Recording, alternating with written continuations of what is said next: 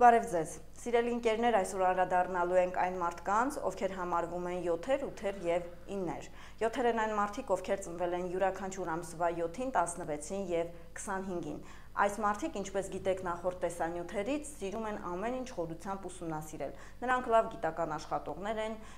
հետազոտողներ են, նոր բան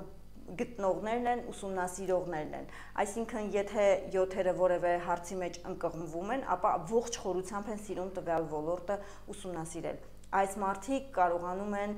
համակարգեր ստեղծել, նրանք սիրում են կառուցվածքային աշխատանք, նրանք սիրում են, որ ամեն ինչ լինի տեղը տեղին։ 7-երը նրանք այն մարդիկ են, որոնք կարող են աշխատել որևէ պրոյեկտի վրա, եւ եթե նրանց ծրագրածով որևէ աշխատանք չի ընթանում, նրանք կարող են տվյալ պահին միանգամից կործանել, փչացնել, ոչնչացնել այն ամենը, ինչ իրենք ստեղծել են։ Ընդհանրապես 7-երը թվով համարվում են կրիզիս մենեջերներ, այսինքն ճգնաժամային իրավիճակում, աշխատանքային թիմերում ամենաճիշտ եւ ամենակարևոր որոշումները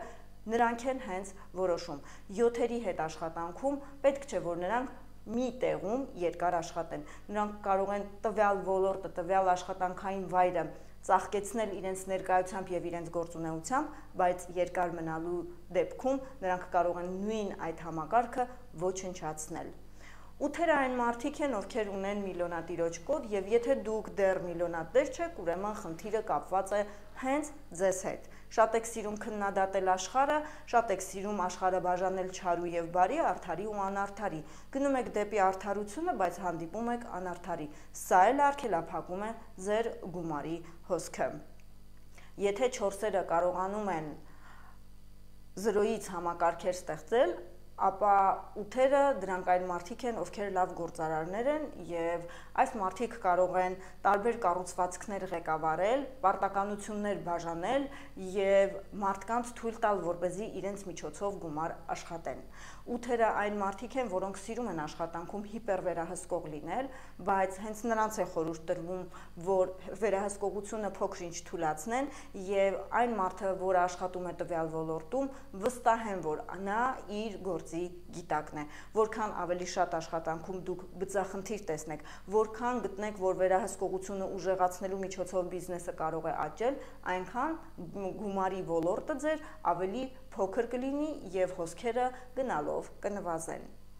Եկեք անդրադառնանք նաև այսօրվա վերջին թվանշանին, 9-ին, դրանք այն մարդիկ են, ովքեր ծնվել են 9-ին, 18-ին եւ 27-ին։ Այս մարդիկ էզոտերիկներ են եւ բարձր ուժերի հետ մեծ կապ ունեցող մարդիկ են, նրանք բժշկողներ են, նրանք ունեն ձայնային հրաշալի տվյալներ։ Ընդհանրապես, եթե 9 թվի մասին ենք խոսում, սա ամենաթանկ արժեքի, վաճառվող արժեքի մասին է։ Նրանք կարողանում են մարդկանց հասնել, օգնել այնտեղ, երբ նրանց օգնություն չեն խնդրում, բայց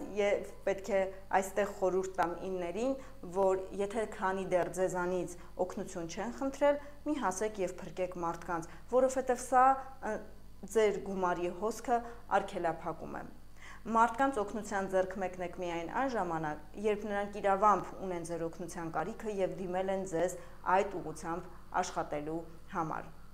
9-երը լավ գիտնականներ են լինում, նրանք սիրում են միայնակ աշխատել, չեն սիրում մեծ թիմերում ինքնադրսևորվել եւ նրանց խորհուրդ էլ չի տրվում մեծ թիմերում ինքնադրսևորվելու։ Կարող են նրանք փոքր թիմերում ինքնադրսևորվել, նրանք ունեն վերլուծական միտք, նրանք կարողանում են լռության մեջ էներգիա ստանալ եւ կյանքի կոչել իրենց նվիրական ծրագրերը։ Առհասարակ 9-երը ավելի շատ գլխում են ապրում, ավելի շատ նրանց ծրագրերը թղթերին է գրված մնում, որովհետեւ նրանք տառապում են ինքնակոչի համախտանիշով։ Այսինքն 9-երը միշտ մտածում են, որ իրենք տվյալ ոլորտում դե ինչ ունեն անելու, եթե մինչ այդ արդեն ինչ-որ մեկը ինքնադրսևորվել է։ Նրանք աշխարհի բոլոր կրթություններն անցնում են, հազարավոր դիպլոմներ են կուտակում, բայց այդպես էլ գումար չեն ունենում, որովհետև միշտ կասկածում են իրենց ուժերին եւ հենց սա էլ արգելափակում է գումարի հոսքը։ 9-երին խորհուրդս է աշխատել եւ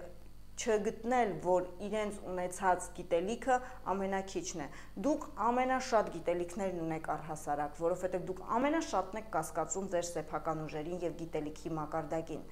Եվ կոչս է ոչ թե հպարտություն ձեռք բերել եւ մեկուսանալ աշխարհից, որ չգնահատվեց ձեր կատարած աշխատանքը, այսուհետ մարդկանցից չունենալ ակնկալիքներ, չհասնել ու չփրկել, որովհետև գուցե մարդիկ չունեն այդ օգնության կարիքը եւ այդպես դուք ձեր գումարի հոսքը կավելացնեք։ Այսօրվա համար նախատեսել է այսքանը, իսկ եթե դուք ցանկանում եք առավել մանրամասն իմանալ, թե գումարի ոլորտում որ մասնագիտական կողմնորոշումները ձեզ կարող են մեծ հաջողություններ բերել, կարող եք զանգել նշված հեռախոսահամարին կամ էլ ինձ գտնել Instagram-յան հարթակում եւ անձնական նամակով գրել։ Ես էլ մեծ սիրով ձեզ կծանոթացնեմ պայմաններին։ Այսօրվա համար նախատեսել է այսքանը։ Մնացեք խաղաղությամբ, հաջորդիվ արդեն անդրադառնալու ենք հարաբերությունների ծրագրին։